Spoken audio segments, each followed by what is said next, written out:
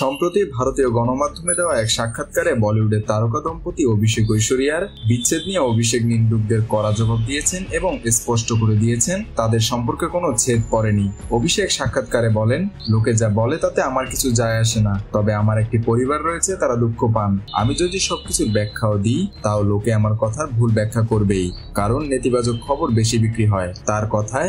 সুতরাং আমি কাউকে উত্তর দিতে বাধ্য নই, যারা নেতিবাচক কথা ছড়ান তারাই উত্তর দেবেন, আমি নই, কারণ আমার এই কথায় কিছু যায় আসে না। কম্পিউটারের সামনে বসে বসে ভুলভাল মন্তব্য করা কোনো কাজের কথা নয়। ভাবা উচিত আপনাদের মন্তব্য অনেককে ব্যথা দেয়।